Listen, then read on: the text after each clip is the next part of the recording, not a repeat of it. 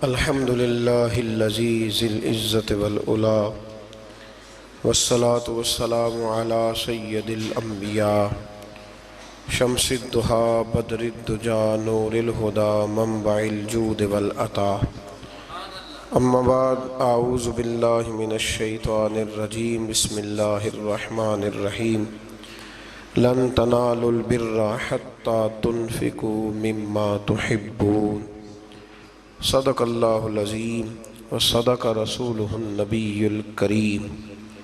درود پاک پڑھیے۔ الصلاۃ والسلام علیک یا سیدی یا رسول اللہ وعلی آلک واصحابک یا سیدی یا حبیب اللہ۔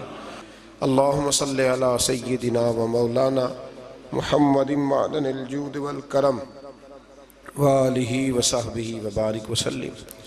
قرآن مجید فرقان حمید کے چوتھے پارے میں سے کچھ باتیں اللہ تبارک و تعالی قرآن مجید کی تفہیم کے اندر ہر غلطی سے محفوظ فرمائے اور اللہ تعالیٰ صحیح بات کو زبان پہ جاری فرمائے۔ چوتھے پارے کی پہلی آیے کریمہ میں اللہ تبارک و تعالیٰ نے فرمایا ہے کہ لن تنالوا البر حتی تنفقوا مما تحبون۔ فرمایا تم ہرگز بھلائی کو نہیں پہنچ سکتے جب تک تم اپنی پیاری چیز راہ خدا میں خرچ نہ کرو۔ اللہ تبارک و تعالیٰ چونکہ بندہ مومن کو ہر چیز سے زیادہ پیارا ہے، اور دوسرے پارے میں اللہ کریم نے فرمایا والذین آمنوا اشد حبا للہ، وہ لوگ جو ایمان لائے وہ اپنے رب سے شدید محبت کرتے ہیں۔ تو اللہ تبارک و تعالیٰ نے یہ قانون دیا کہ تم اگر بھلائی کو پانا چاہو، وہ بھلائی جو اللہ کا قرب تمہارے لیے آسان کرے، تو پھر اس کا نسخہ یہ ہے کہ جو تمہاری پیاری چیز ہے، جو محبوب چیز ہے، وہ اپنے محبوب رب کے رستے میں خرچ کر دو۔ ہمارے ہاں جو کہ بہت دفعہ دین کو اس لیے سنا جاتا ہے کہ ہم الحمدللہ ماشاءاللہ، یا اگر عذاب اور سختی کے جملے آئیں گے تو استغفار پڑھ کے گزر جائیں گے۔ صحابہ کرام علیہم رضوان کے ہاں جب کوئی آیہ کریمہ آتی تھی تو پھر اس کا پریکٹیکل ہوتا تھا، پھر اس پر عمل ہوتا تھا۔ جب یہ آیہ کریمہ نازل ہوئی تو حضرت ابو طلحہ رضی اللہ تعالیٰ عنہ بہت زیادہ اللہ نے انہیں نوازا ہوا تھا، جائیدادیں تھیں، مکانات تھے، مال و اسباب تھا۔ ایک ان کا باغ تھا، اس پر انہوں نے بڑی محنت فرمائی تھی، بڑی خوبصورتی کے ساتھ اس کو انہوں نے سجایا سنوارا تھا، اور وہ اتنا نصیبوں والا باغ تھا کہ اللہ کے رسول علیہ السلام بھی اسے دیکھنے کے لیے تشریف لے جایا کرتے تھے۔ حضرت ابو طلحہ رضی اللہ تعالیٰ عنہ جب یہ آیہ کریمہ نازل ہوئی تو حضور علیہ السلام کی بارگاہ میں حاضر ہوئے، عرض کی یا رسول اللہ صلی اللہ علیہ وسلم، میں نے اپنی ساری جائیداد کا حساب لگایا ہے، وہ باغ مجھے سب سے زیادہ پیارا ہے، تو یا رسول اللہ میں وہ باغ اللہ کے راستے میں خیرات کرنا چاہتا ہوں، مجھے بڑا ہی پیارا ہے، تو میں وہ دینا چاہتا ہوں، قبول کر لے۔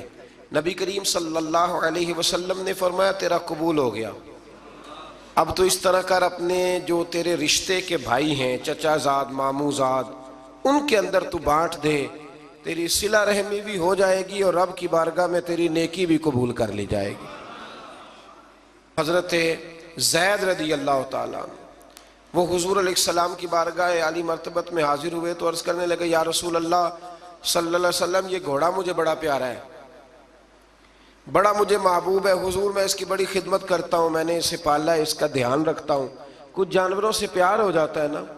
عرض کرنے لگے یا رسول اللہ یہ مجھے بڑا ہی پیارا ہے، بڑا پیارا ہے۔ حضرت زید عرض کرتے ہیں تو یا رسول اللہ یہ قبول کر لیں۔ حضرت زید بن حارثہ نے جب یہ کہا تو حضور نے فرمایا میں نے قبول کر لیا۔ کہا حضور چونکہ رب فرماتا ہے پیاری چیز دو تو یہ مجھے سب سے زیادہ پیارا ہے، تو لہٰذا میں پیش کرتا ہوں، قبول کر لیا جائے۔ رسول کریم نے ان سے قبول فرما کے نا تو انہی کے بیٹے حضرت اسامہ بن زید کو دے دیا۔ تو وہ عرض کرنے لگے یا رسول اللہ صلی اللہ علیہ وسلم، میں نے تو اللہ کے راستے میں دیا تھا، تو حضور نے فرمایا تیرا ہو گیا نا، تو نے اللہ کے راستے میں دیا تھا تو میں نے قبول کر کے اللہ کے بندے کو دے دیا ہے۔ حضرت عمر بن عبدالعزیز رحمۃ اللہ تعالیٰ علیہ نا شکر کی بوریاں منگایا کرتے تھے، شکر کی بوریاں، گڑ کی بوریاں، اور بوریوں کی بوریاں خیرات کرتے۔ تو لوگ کہنے لگے حضور کچھ لوگ زیادہ شکر نہیں کھاتے، ان کو پیسے دے دیا کریں. آپ فرمانے لگے بھائی وہ بات میں کیسے کروں, میرا رب کہتا ہے پیاری چیز خرچ کرو. مجھے شکر بڑی پیاری ہے, مجھے تو روٹی نہ ملے 3 ٹائم تو میں شکر پہ ہی گزارا کر سکتا ہوں, تو وہ چیز اللہ کے راستے میں دوں گا جو مجھے بڑی پیاری ہے, بڑی محبوب ہے, جس کی مجھے بڑی چاہت ہے. تو میرے عزیز سمجھ لیں کہ جب آپ تحفہ خریدتے ہیں نا کسی کے لیے, تو جتنا بندہ محبوب ہوتا ہے اتنی ہی آپ اچھی چیز. ہمارے ہاں جب مسجدوں کے گلے کھولے جاتے ہیں نا, تو جتنے پھٹے نوٹ ہوتے ہیں ساری اسی میں سے نکل آتے ہیں, اور کئی ایسے نوٹ ہوتے ہیں جو کئی نہیں چل سکتے لیکن مسجد میں چل جاتے ہیں. اب کوئی منع کر سکتا ہے؟ پیاری چیز خرچ کریں اللہ کے راستے میں, محبوب چیز خرچ کریں. یہ پہلا سبق دیا چوتھے پارے کی ابتدا میں اللہ کریم. دیکھیں نا رسول پاک کو حضرت امیر حمزہ بڑے ہی محبوب تھے, حضور کو حضرت عمر بڑے ہی محبوب تھے, جناب عثمان غنی بڑے ہی محبوب تھے, حضرت ابو بکر صدیق بڑے ہی محبوب تھے, مولا علی شیر خدا بڑے ہی محبوب تھے, حضور کو امام حسن اور امام حسین بڑے ہی محبوب تھے. یہ بڑے محبوب تھے اور میرے رسول نے سارے اللہ کے راستے میں دے دیے. ان لوگوں کو شہادت کا درجہ مل گیا. محبوب چیز خرچ کریں. اس سے آگے جو آیات ہے اس میں اللہ کریم نے فرمایا ہے, مفہوم یہ ہے آیت کا, تفسیری مفہوم, کہ رب جب کسی پر کوئی چیز حرام کرے گا تو تب کوئی چیز حرام ہوگی. اگر اپنی مرضی سے کوئی شخص کسی چیز کو استعمال نہیں کرتا تو اس کا معنی یہ نہیں کہ وہ چیز حرام ہو گئی. ہوا یہ تھا کہ حضرت یعقوب علیہ السلام اونٹ کا گوشت نہیں کھاتے تھے, اونٹنی کا دودھ نہیں پیتے تھے, اپنی طبیعت کے لحاظ سے استعمال نہیں کرتے تھے. تو بنی اسرائیل والوں نے یہ کہنا شروع کر دیا کہ دیکھیں پرانی امتوں میں یہ نہیں تھا, تو حضور علیہ السلام کی قوم یہ کیوں استعمال کرتی ہے. تو اللہ کریم نے سورہ آل عمران میں اور چوتھے پارے میں وضاحت کر دی کہ کوئی اگر اپنی مرضی سے کوئی چیز استعمال نہیں کرتا تو اس کا مطلب یہ تو نہیں کہ وہ چیز حرام ہو جاتی. تو اس سے آگے بڑھ کے پھر اللہ تبارک و تعالیٰ نے مکہ مکرمہ کی فضیلت بیان کی اور فرمایا کہ ان اول بیت وضع للناس, بے شک پہلا گھر جو لوگوں کے لیے بنایا گیا, للذی ببکۃ مبارکم وہدی للعالمین, فرمایا پہلا گھر جو لوگوں کے لیے بنایا گیا وہ مکہ مکرمہ میں اور ہے بڑی برکت والا, اور وہ ہے اللہ کا گھر, اور لیکن ساری کائنات کو ہدایت وہ گھر عطا کرتا ہے. گویا جو اس کے راستے پہ چل پڑتا ہے وہ ہدایت کے راستے پہ چل پڑتا ہے. پھر اللہ تبارک و تعالیٰ نے آگے جا کر کے اہل کتاب کی کچھ ایسی چیزوں کا ذکر فرمایا جن چیزوں کو انہوں نے بلا وجہ اپنے اوپر طاری کر لیا تھا. یہاں اہل کتاب سے مراد یہودی بھی ہیں اور عیسائی بھی ہیں. پہلے سے دوسرے رکوع میں اللہ تبارک و تعالیٰ نے امت مسلمہ کو یہ حکم دیا ہے کہ کلمہ پڑھا ہے تو اب مرتے دم تک مسلمان ہی رہنا, اور اللہ سے ڈرنا تو اتنا ڈرنا کہ جتنا ڈرنے کا حق ہے, اور آخری دم تک تم نے مسلمان رہنا ہے. اور پھر اسی رکوع میں اللہ کریم نے حکم دیا کہ تم اللہ کی مضبوط رسی کو پکڑ لو, وَاعْتَصِمُوا بِحَبْلِ اللَّهِ, اللہ کی مضبوط رسی کو پکڑ لو اور جماعتوں میں تقسیم نہ ہو جانا, الگ الگ گروہ نہ بنانا. اس لیے میرے نبی پاک علیہ السلام نے فرمایا کہ امت کا جو سب سے بڑا گروہ ہونا اس کی پیروی کرو. اس کا نام کتب احادیث میں سواد اعظم آیا ہے کہ جو بڑی جماعت ہو نا مسلمانوں کی, اس کی اب پتہ کیا مصیبت ہے, جو آدمی تھوڑا سا سٹائل ذرا ہٹ کے ہوتا ہے نا اس کے پیچھے لوگ چلنے لگ جاتے ہیں. جو ذرا انوکھی بات کرتا ہے نا کہتے ہیں یہ تو سارے لوگ ہی کر رہے ہیں. جو تھوڑی ہٹ کے بات کرتا ہے نا کہتا ہے پچھلے سارے ہی غلط تھے, میں واحد بندہ ہوں جو ٹھیک آیا ہوں. لوگ اس کے پیچھے لگ جاتے ہیں. ایسا نہ کریں. مسلمانوں کی وہ جماعت جو عرصہ دراز سے آ رہی ہے, آپ دیکھ لیں داتا صاحب کو کتنے سال ہو گئے اور اسلام کو کتنے سال ہو گئے. داتا صاحب کے بھی پیر ہیں, ان کے بھی آگے پیر ہیں, اور ان کے مرشد حضرت جنید بغدادی ہیں. پھر بات کہاں تک آگے جاتی ہے تو آپ یہ غور فرمائیں کہ اس رسی کو تھامیں جس پر شروع سے لے کر مسلمانوں کا طریقہ چلا آ رہا ہے. قرآن مجید کی اسی پارے میں اللہ کریم نے ایک اور مضمون کو بڑے انوکھے رنگ میں بیان کیا ہے. فرمایا قیامت کے دن کچھ منہ کالے ہوں گے اور کچھ سفید ہوں گے, کچھ چہرے چمک رہے ہوں گے اور کچھ چہرے کالے سیاہ ہوں گے. یہ کالے وہ ہوں گے جو ایمان لانے کے باوجود کفر کرتے رہے. اسی آیت میں اللہ نے وضاحت کر دی اور فرمایا یہ جن کے منہ سفید ہوں گے نا، یہ قیامت کے دن جن کے چہرے روشن ہوں گے، یہ وہ لوگ ہیں جنہیں اللہ اپنی رحمت عطا فرمائے گا۔ یہاں بڑی باتیں مفسرین نے کی ہیں کہ یہ کچھ چہرے کالے ہوں گے، کچھ سیاہ ہوں گے، اس کا معنی کیا ہے؟ تو مفسرین کرام ایک پورے گروہ نے، ایک پوری جماعت نے ذکر فرمایا ہے کہ دنیا میں نا کچھ چیزیں دلوں میں چھپی ہوئی ہیں جو ظاہر نہیں ہو رہی، قیامت میں ظاہر ہو جائیں گی۔ دلوں میں چھپی ہوئی ہیں، قیامت کے دن وہ چیزیں ظاہر ہو جائیں گی۔ اگر دلوں میں ایمان چھپا ہے تو قیامت کے دن چہرے چمکنے شروع ہو جائیں گے، اور اگر دلوں میں نفاق چھپایا نا لوگوں نے، سامنے کچھ کہتے ہیں اور پیٹھ کے پیچھے کچھ اور کہتے ہیں، تو وہ بھی قیامت کے دن نمایاں ہو جائے گا۔ چہروں میں بڑا کچھ ہوتا ہے، چہروں کے اندر بڑا کچھ ہوتا ہے۔ حضرت سلطان باؤ رحمۃ اللہ تعالیٰ علیہ ارشاد فرمایا کرتے تھے کہ دل کالے نالو منہ کالا چنگا جے کوئی رمز پچھانے۔ دل کالے نالو منہ کالا چنگا جے کوئی رمز پچھانے۔ اگر اس پر غور کرے نا تو منہ چمکانے سے بہتر ہے کہ دل چمکایا جائے، دل روشن کیا جائے۔ اور میرے رسول کریم علیہ السلام نے ولی کی علامت بیان کی ہے، فرمایا ولی اسے کہتے ہیں جس کو دیکھتے ہی رب یاد آ جاتا ہے۔ ایک ہوتا ہے آرٹیفیشل حسن، وہ بھی یاد آتا ہے نا، آج کل آپ کو پتا ہے لوگوں نے کیا ہوتا ہے، اس میں نورانیت نہیں ہوتی۔ میں اکثر کہا کرتا ہوں کہ ریاکاری اصل میں اداکاری ہوتی ہے، تو جب بندہ اداکار ہوتا ہے تو اس میں کوئی حسن نہیں ہوتا۔ جب بندہ اندر سے، اس کی طبیعت معصوم ہوتی ہے نا، اندر سے وہ نفیس ہوتا ہے، وہ اچھی سوچ والا ہوتا ہے، تو وہ جو اندر کی روشنی ہوتی ہے وہ باہر بھی آ جاتی ہے، پھر چہرہ چمکتا ہے، پھر اس میں روشنی آتی۔ نبی کریم علیہ السلام کا ایک فرمان ہے، حضور فرماتے ہیں رات کو جو آدمی تہجد پڑھے گا نا کمروں میں چھپ کے، اسے سویرے بتانا نہیں پڑے گا کہ میں نے پڑھی ہے، فرمایا اس کا چہرہ ہی بتائے گا کہ رات اس نے اپنے رب کی عبادت کی ہے۔ تو چہرے بڑا کچھ بتایا کرتے ہیں۔ تو قیامت میں بھی کچھ چہرے چمکیں گے اور کچھ کالے سیاہ ہوں گے۔ انشاءاللہ اللہ فضل فرمائے گا تو اہل حق کے چہرے چمکیں گے، اللہ فضل ہی فرمائے گا، کرم فرمائے گا۔ پھر دیکھیے دوسرے سے تیسرے رکوع میں اللہ کریم نے نا اس امت کی فضیلت بیان کی، فرمایا کنتم خیر امت اخرجت للناس، فرمایا تم بہترین امت ہو، تمہیں اللہ تبارک و تعالیٰ نے لوگوں کی بھلائی کے لیے پیدا فرمایا ہے۔ اے رسول کریم کی امت تم ایک بہترین امت ہو۔ دنیا میں سب سے کمزور شخص پتہ کون ہوتا ہے؟ جسے یہ پتہ ہی نہیں ہوتا کہ میرا مقام کیا ہے۔ اگر پتہ چل جائے نا میرا مقام کیا ہے تو جینا آسان ہو جائے۔ یعنی ایک آدمی استاد ہے، ٹیچر ہے، اور جب وہ چھوٹی حرکت کرتا ہے نا تو پتہ لگتا ہے کہ اسے پتہ ہی نہیں کہ میرا اصل میں مقام کیا ہے۔ تو استاد ہے، تیرا سٹیٹس ہے، تیرا معیار ہے، اتنی چھوٹی بات تو کر گیا۔ بہت بڑا آدمی، وزعدار آدمی، وہ جب چھوٹی بات کرتا ہے تو محسوس ہوتا ہے کہ نہیں باتوں میں ہی بڑا ہے، باقی اس کے پاس کوئی چیز موجود نہیں ہے۔ امت مسلمہ بڑی امت ہے، جب یہ چھوٹی بات کرتی ہے نا، چھوٹی بات۔ میں ملک سے باہر تھا تو وہ سنگیوں کو، ہمارے مسلمانوں کو کچھ مسئلہ بن گیا ہے، ان کی ڈیوٹی ہے سارا دن غیروں کی تعریفیں کرنا، سارا دن تعریفیں کرتے ہیں۔ ان کی سڑکیں دیکھی ہیں، ان کے مکان دیکھیں، ان کی فلانی چیز دیکھی ہے۔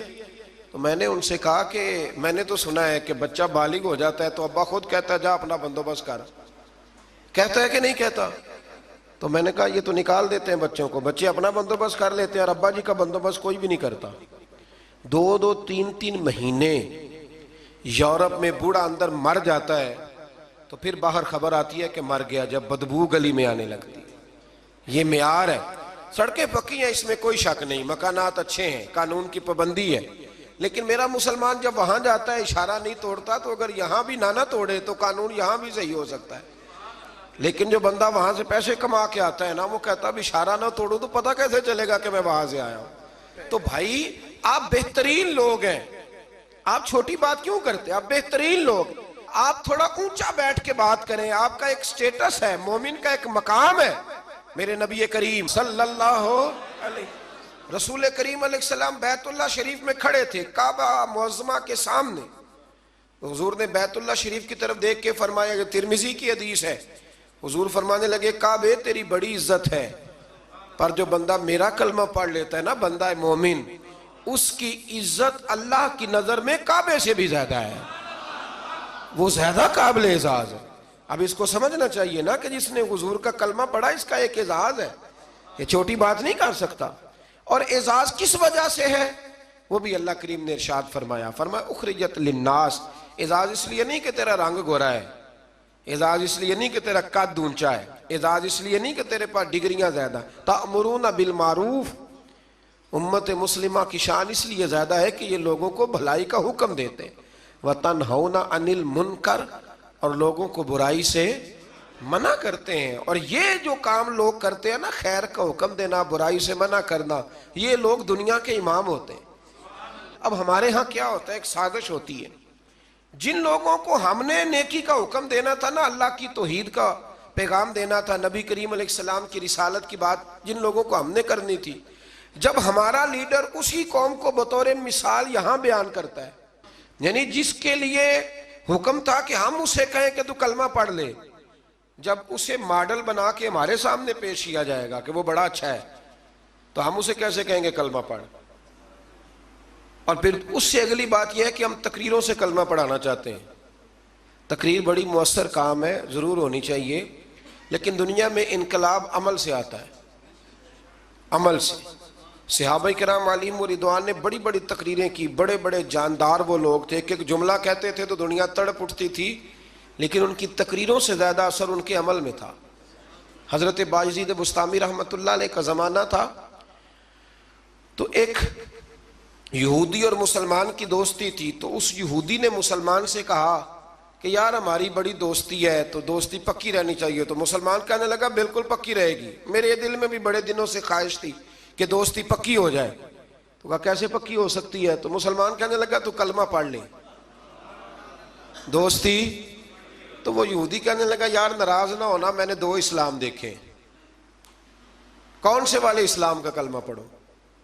اس نے کہا دو اسلام۔ کہنے لگا ایک اسلام تیرا ہے، ایک حضرت بایزید بسطامی کا ہے، میں اور تو کٹھے رہتے ہیں، نماز کا وقت ہوتا ہے تو بھی بیٹھا رہتا ہے، میں بھی بیٹھا رہتا ہوں نماز، اور ادھر اگر شراب کی مجلس چلتی ہے تو میں جاتا ہوں تو معاذ اللہ تو بھی چلا جاتا ہے، اگر کوئی فحاشی اور یعنی کا کام ہے میں جاتا ہوں تو بھی چلا جاتا ہے، تو اگر ایک لفظ ہی مجھ سے کہلانا ہے، ایک جملہ ہی کلمے کا، تو میں کہہ دیتا ہوں، لیکن اگر تو مجھے اس اسلام کی دعوت دیتا ہے نا جو حضرت بایزید بسطامی کا ہے، حضرت بایزید بسطامی کا بھی ایک اسلام ہے، وہ شخص اٹھتا ہے تو پتہ چلتا ہے کہ مصطفیٰ کا غلام ہے، وہ بیٹھتا ہے تو پتہ چلتا ہے یہ کسی کا بنا ہوا ہے، یہ رکتا ہے، آتا ہے، جاتا ہے تو اس کے وجود سے شعائیں چھلکتی ہیں، محسوس ہوتا ہے کہ اس پر رنگ اپنا نہیں، اس پر محمد عربی کا چڑھایا ہوا رنگ ہے، تو نظر آتا ہے۔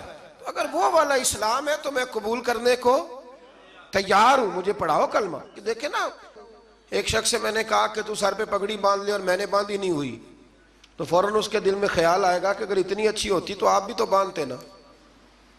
یعنی وہ آدمی جو بزنس میں جھوٹ بول رہا ہے اور درجنوں جھوٹ بولتا ہے، وہ جب کسی کو سچ بولنے کا مشورہ دیتا ہے تو سامنے والا اس پہ ہنستا ہے، وہ کہتا ہے یار تو نہ ایسے کر، تجھے تو میں اچھی طرح جانتا ہوں تو کیا کہتا ہے۔ تو اللہ تبارک و تعالیٰ نے اس آیہ کریمہ میں ہمیں سمجھایا ہے، ارشاد فرمایا جا رہا ہے کہ تم بہترین امت اس لیے ہو کہ لوگوں کو بھلائی کا حکم دیتے ہو اور برائی سے روکتے ہو، منع کرتے ہو۔ اللہ تعالیٰ ہمیں سمجھنے کی توفیق عطا فرمائے۔ اگلے رکوع میں اللہ تبارک و تعالیٰ نے ارشاد فرمایا کہ بے شک جن لوگوں نے کفر کیا ہے نا، قیامت کے دن اپنا سارا مال دے کے، اپنی ساری جائیداد دے کے بھی اگر وہ جان چھڑانا چاہیں گے تو ان کی جان چھوٹے گی، وہ دوزخی ہیں تو دوزخ میں ہمیشہ ہی رہیں گے، دنیا کا مال قیامت کے دن کام نہیں آئے گا۔ تو بالکل اس سے متصل اللہ کریم نے پھر حکم دیا کہ کوئی چیز کام آنی ہے تو ابھی سے خرچ کر لو اللہ کے راستے میں۔ مطلب ہمیں امید ہوتی ہے کہ میرا بچہ پڑھ کے بخشوائے گا، میرے نام پہ خیرات کرے گا، تو میاں جتنی تو نے کی ہے اپنے لیے اتنی اس نے کرنی ہے نا، تو نے پتہ ہی ہے نا تو نے کیا دیا ہے، تو آپ میرا اور آپ کا بیٹا ہی ہے نا۔ تو اللہ تبارک و تعالیٰ نے یہاں حکم ارشاد فرمایا کہ خود اپنے لیے کر لو جو کچھ کرنا ہے۔ اور پھر ایک اور عادت یہاں اللہ کریم نے انسان کی بیان فرمائی اسی پارے میں، ارشاد فرمایا کہ اسے تھوڑی سی خوشی ملتی ہے تو راضی ہوتا ہے، اور ذرا سی تکلیف پہنچتی ہے تو شکوے کرنے لگ جاتا ہے۔ میں اکثر کہا کرتا ہوں کہ جو نعمتیں بن مانگے مل گئی ان کا شکریہ کوئی نہیں، اور جو نہیں نہ ملی ہوئی اس کا رونا ہے۔ یعنی ایک شخص کے پاس سارا کچھ ہے، بیٹیاں بھی ہیں، جائیداد بھی ہے، مکان بھی ہے، اور تندرستی بھی ہے، علم بھی ہے، بیٹا کوئی نہیں، تو اس سے جب بھی آپ ملیں گے نا تو وہ کہے گا دعا کرو اللہ مجھے بیٹا دے دے۔ تو خدا کے بندے باقی نعمتوں کا بھی تو ذکر کرنا جو اللہ نے دی ہوئی ہے۔ میں کہا کرتا ہوں کہ 360 ہڈیاں وجود میں ہیں، تو جس کا گھٹنا درد کرتا ہے نا آپ اس سے پوچھیں نا کیا حال ہے، تو 359 کا ذکر نہیں کرتا، وہ جو 60ویں درد کرتی ہے اسی کا نام لیتا ہے، کہتا ہے یہ گھٹنا ٹھیک ہو جائے تو باقی ساری خیر ہے۔ تو اللہ فرماتے ہیں ذرا تکلیف دیں تو یہ شکوے کرنے لگتا ہے، زندگی اپنے رب کے حوالے کر دیں، سکھی ہو جائیں گے۔ آپ یقین کریں ویسے بھی جان اسی کی ہے، اسی کی ہے، ہم تو اپنی مرضی سے مر بھی نہیں نہ سکتے، اپنی مرضی سے مرے تو خودکشی حرام ہے، اس کی مرضی سے مرے تو وہ شہادت کا درجہ عطا کر دیتا ہے۔ وہ کہتے ہیں تم مار ہی نہیں سکتے چونکہ مرے جو میری مرضی سے ہو، لہٰذا اس کے سپرد کر دیں۔ آگے اللہ تبارک و تعالیٰ نے نا جنگ احد میں مسلمانوں کے ساتھ جو معاملہ پیش آیا نا، بظاہر مسلمان تھوڑا سا پیچھے ہٹے، کفر کو وقتی طور پر غلبہ ملا، یہ ذرا تھوڑے تھوڑے مسلمانوں کے حالات خراب ہوتے ہیں تو لوگ پریشان ہو شاید یہ ہمیشہ کے لیے، ایسا نہیں ہے، بلکہ جہاں بھی آپ پیچھے جاتے ہیں نا، جو آدمی پیچھے جایا کرتا ہے نا وہ تیز دوڑنے کے لیے جایا کرتا ہے، جب وہ پیچھے جاتا ہے تو اس کا مطلب ہے اب تیز دوڑ کے آئے گا، یہ یاد رکھیں۔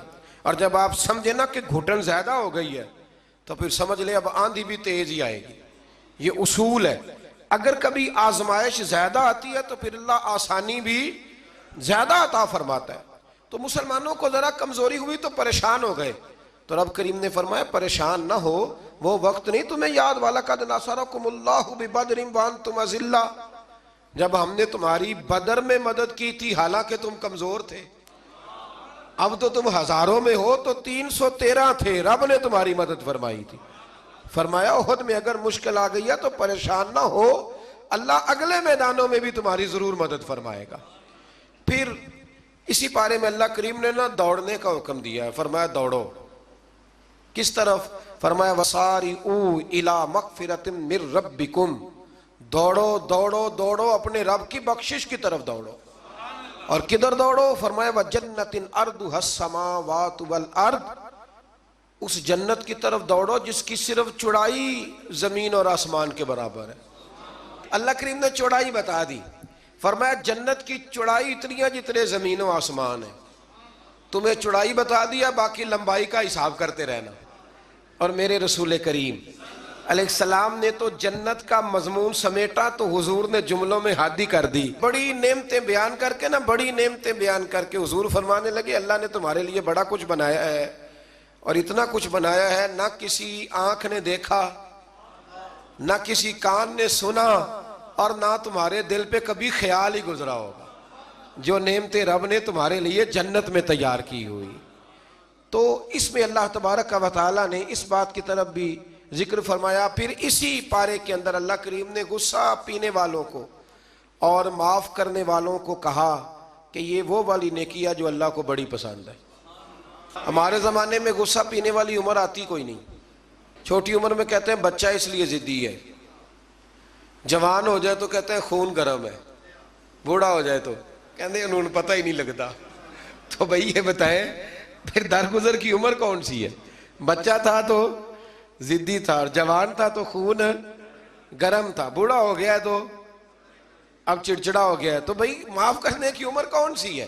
میرے رسول کریم علیہ السلام نے زندگی میں دکھ زیادہ دیکھے، حضور فرماتے ہیں جتنا مجھے ستایا گیا کسی کو نہیں ستایا گیا۔ حضرت جابر ابن عبداللہ فرماتے ہیں میں نے اپنے محبوب کو جب بھی دیکھا مسکراتے ہی دیکھا اور معاف کرتے ہی دیکھا۔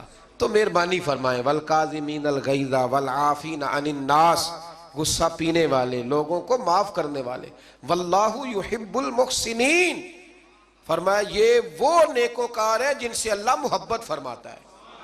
غصہ پینے والوں اور معاف کرنے والوں سے اللہ محبت فرماتا ہے۔ پھر آگے انہی آیات کے اندر اللہ تبارک و تعالیٰ نے مسلمانوں کو یہ حکم دیا ہے کہ جب تم سے کوئی غلطی ہو جائے، جب تم بھول جاؤ، تو پھر تم اپنے رب کی بارگاہ میں معافی مانگو، اور جب تم معافی مانگو گے اللہ تبارک و تعالیٰ اپنے فضل سے تمہیں معاف فرما دے گا۔ پھر اللہ تبارک و تعالیٰ نے بڑی شرح و بسط کے ساتھ اس بات کا ذکر فرمایا، تفصیل کے ساتھ۔ احد کے اندر جب لوگ پریشان ہوئے تھے تو وہ شدید آزمائش کا شکار تھے، تو مالک کریم نے انہیں تسلی دی، فرمایا یہ تمہاری آزمائش وقتی ہے، آنے والے وقت میں اللہ تمہیں کامیابیاں ہی عطا فرمائے گا۔ احد کے بعد پھر جتنا بھی جہاد ہوا سب میں میرے رب نے کامیابیاں ہی عطا فرمائی۔ پھر اسی پارے میں اللہ تبارک و تعالیٰ نے آیت نمبر 159 کے اندر رب کریم نے نبی کریم علیہ السلام کی سیرت کا ایک خاص پہلو بیان فرمایا ہے، حضور کی سیرت کا، زندگی کا ایک خاص عنصر بیان کیا، اور اللہ کریم نے فرمایا محبوب اللہ کی کیسی رحمت ہوئی کہ آپ اپنے غلاموں کے لیے نرم دل ہو گئے۔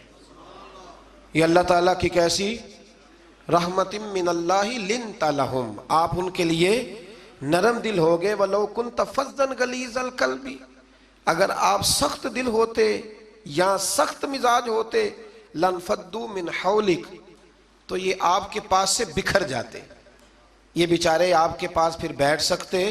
یہ سخت مزاج جو آدمی ہوتا ہے اس کے پاس لوگوں کا جمع غفیر نہیں ہوتا، اس کے پاس سے لوگ ٹوٹنے لگ جاتے۔ اچھا وہ اور چکر میں پڑ جاتا، کہتا دیکھا میرا روب، کوئی میرے پاس نہیں بیٹھتا، کسی کی جرت ہے میرے پاس بیٹھے؟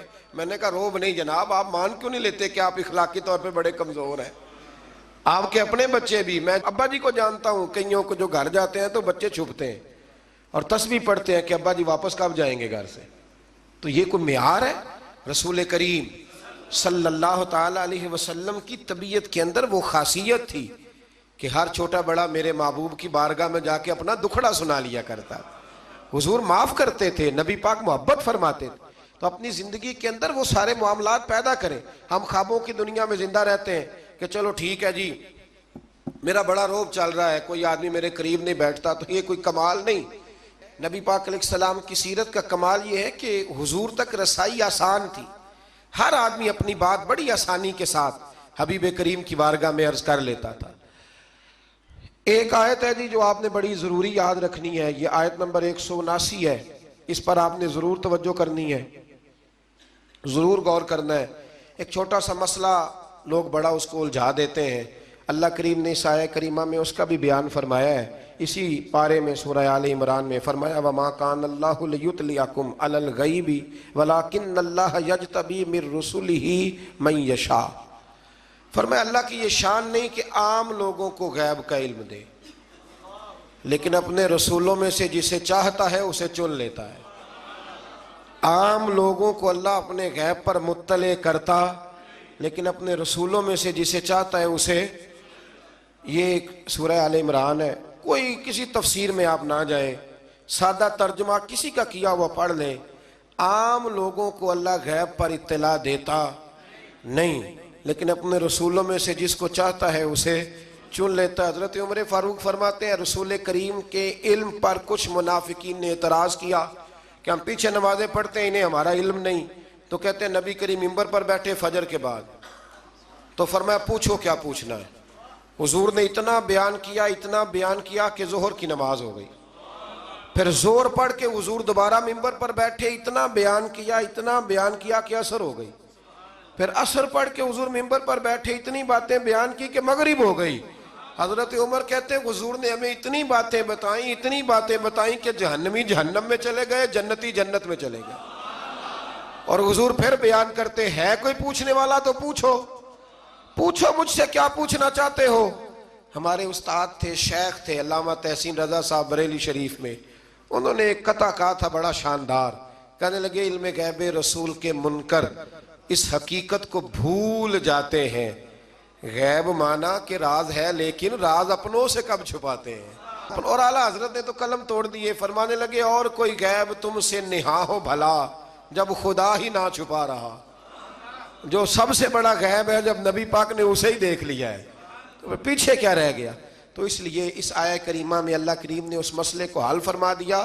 ہاں ایک بات ضرور ہے، اس پر ضرور آپ حضرات توجہ کریں کہ اللہ کے انبیاء کی اور نبی کریم علیہ السلام کی بھی کوئی چیز بھی، کوئی طاقت بھی ذاتی نہیں، جو بھی ہے اللہ کا عطا کرتا ہے۔ کوئی چیز بھی ذاتی، علم غیب بھی ذاتی نہیں، اللہ کا دیا ہوا ہے۔ آگے سورہ نساء آ جاتی ہے۔ سورہ نساء کے اندر نا اللہ کریم نے بالکل آغاز میں ارشاد فرمایا کہ یا ایھا الناس اتقوا ربکم الذی خلقکم من نفس واحدہ، اے لوگو اپنے رب سے ڈرو جس نے تمہیں ایک جان سے پیدا فرمایا۔ ایک بہت بڑے پیر صاحب کے صاحبزادے نے نا ایک شخص سے کہا کہ میرا ذرا خیال کرنا، میں فلاں بزرگ کا صاحبزادہ ہوں۔ تو آدمی کہنے لگا تو بھی ذرا خیال کرنا، میں بھی نبی کا صاحبزادہ ہوں۔ اس نے کہا تو کس نبی کا؟ کہنے لگے حضرت آدم علیہ السلام کا۔ تو چپ کر کے کہنے لگا بات تیری ٹھیک ہے، کیونکہ سارے حضرت آدم کی اولاد ہے۔ یہ جو قبائل بنائے جاتے ہیں نا، قبیلے، یہ تعارف کے لیے بنائے جاتے ہیں، صرف تعارف کے لیے کہ پتہ چل جائے اس کا فلاں قبیلے سے تعلق ہے، اس کا۔ اور برادریوں میں بھی جو قبیلے ہوتے تھے وہ ایک برادری کی بھی مختلف شاخیں ہوتی تھیں، مختلف شاخیں۔ قریش، بنو امیہ یہ قبیلہ ایک تھا، پھر اس کی آگے شاخیں ہو گئی، اور بہت سارے لوگ تھے جو تقسیم در تقسیم ہوئے، شاخیں بنتی جاتی ہیں۔ تو یہ سارا کچھ کیا ہے؟ تعارف کے لیے ہے، ورنہ اولاد سارے کس کی ہیں؟ حضرت۔ اور نبی پاک علیہ السلام نے جب خطبہ دیا نا حجت الوداع کا، تو حضور نے اعلان فرما دیا، فرمایا نہ کوئی بڑا ہے، نہ کوئی چھوٹا ہے، نہ کوئی گورا ہے، نہ کوئی کالا ہے، نہ کوئی عربی ہے، نہ کوئی اجمی ہے۔ ہاں، ان اکرمکم عند اللہ اتقاکم، اللہ کی نظر میں اس کی عزت زیادہ ہے جو زیادہ پرہیزگار ہے۔ ابھی تک یہ مصیبت بنی ہوئی ہے ہمارے معاشرے میں، ابھی تک برادریزم کی، اور کوئی عجیب سا ہی معاملہ ہے، سمجھ میں نہیں آتا کہ یہ کہاں جا کے حل ہوگا۔ ایک ہی برادری سے دو لوگ ہیں، ان سے کہا گیا کہ جناب وہ آپ نے کہا تھا کہ راجپوت فیملی میں رشتہ مل جائے تو اچھا ہے، تو مل گیا، کر لے۔ کہنے لگے نہیں کرنا، یہ مہاجر ہیں، ہم مقامی ہیں۔ تو ٹھیک ہو گیا بھئی، اب کتنی تقسیم اور کرنی، یعنی اس سے بھی آگے، اور پھر اس سے آگے تقسیمیں، اور یہ اتنی خوفناک تقسیم ہے کئی دفعہ پریشان ہو جاتے ہیں کہ قوم کتنی کو بٹے گی، کتنی کو بٹے گا۔ آپ یہ جو تقسیم ہے نا، اس تقسیم سے نکلیں۔ اب آپ یہ مزاج بنائیں کہ بھئی یہ نہیں کہ ان کو کھانا بنانا نہیں آتا، معاملہ یہ ہے کہ ان کا ٹیسٹ اپنا ہے، ہمارا ٹیسٹ، تھوڑی وحدانیت کی طرف جائیں، امت واحدہ بننے کی کوشش کریں۔ ایک تقسیم ایسی ہے بد عقیدگی کی کہ جس سے نکلا نہیں جا سکتا، جو بد عقیدہ ہو گیا اس کے ساتھ کیا صلح ہو سکتی ہے، لیکن باقی کوشش کریں، جو اپنے ہیں نا اپنے، ان کی غلطیوں سے درگزر کریں، انہیں قریب کریں، چھوٹی موٹی کمزوریاں دور کریں، محبت کے ساتھ ذکر کریں، خیر کی بولی بولیں، اپنوں کی باتیں اپنوں میں رکھیں، اور کوشش کریں دل تھوڑا بڑا رہے، محبت تھوڑی بڑی رہے، پیار تھوڑا بڑا رہے، وفا تھوڑی بڑی رہے۔ اس سے آپ کا دل بھی بڑا ہوگا اور لوگوں کے اندر محبت بھی زیادہ پیدا ہوگی۔ اللہ ہمیں سمجھنے کی توفیق عطا فرمائے۔